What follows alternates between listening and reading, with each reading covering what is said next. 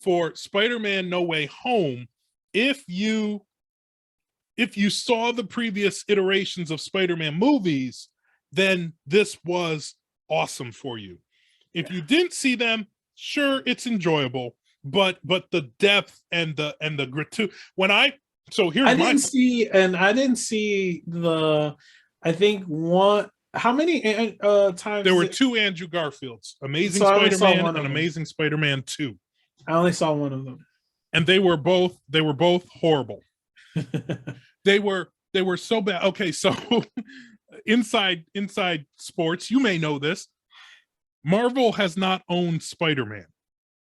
And so that's why Spider-Man has not fared well. The Tobey Maguire did 3 movies: Spider-Man, Spider-Man 2, and Spider-Man 3. Spider-Man and Spider-Man 2 were excellent.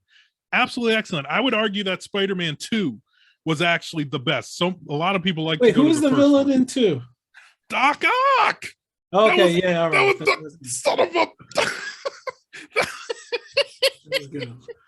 I'm getting upset because Doc Ock returns, played by Alfred Molina. Doc Ock returns in Spider-Man No Way Home. And yes, so the man who I thought that was the best. Spider-Man 3 went totally off the rails. Yeah, even Sam Raimi, who directed it, said it was horrible. It was because the Sony studio got bloated and decided that they wanted to shovel in 25 different villains, and the story got rewritten a million times, and they ruined it. And all of us Spider-Man fans said, oh, and Marvel said, we have got to get this back. We have got to get back ownership of Spider-Man. Sony then reboots Spider-Man with the Andrew Garfield series, which was supposed to be 3. This is what I heard. I heard that the Sony deal is that they have to make a movie every 2 years. Yes, otherwise they lose it.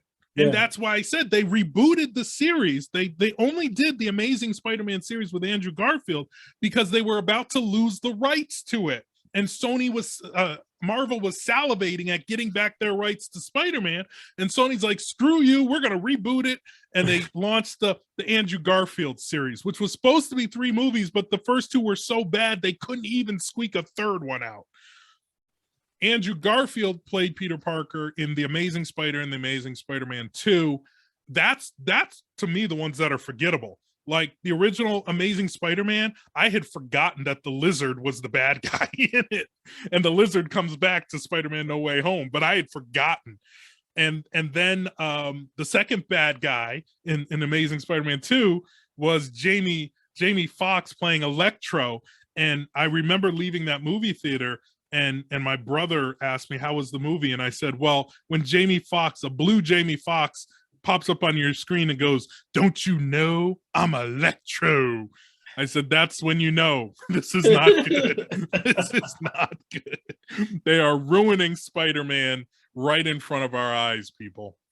So many of us who are Spider-Man fans, and certainly Marvel fans, were excited when Marvel and Sony worked out a deal to bring Spider-Man into the Marvel Cinematic Universe throughout the whole Avengers series.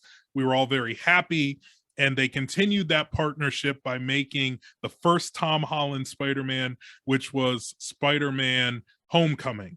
And it literally saved Spider-Man because it was the first Spider-Man movie since Spider-Man 2, which at that point was almost 20 years earlier, where you said, oh, this is good. They're doing good things with the character. We really like this. They did their twist. Things like having Aunt May be young when historically all throughout the comics, Aunt May was always old. They did their little twist to it, but it still worked very well. Then they had Spider-Man Far From Home, which was... I remember thinking that I thought that they should have been called Spider-Man United Nations because of all the interracial people that they had. And then I was like, I wonder what that says about me.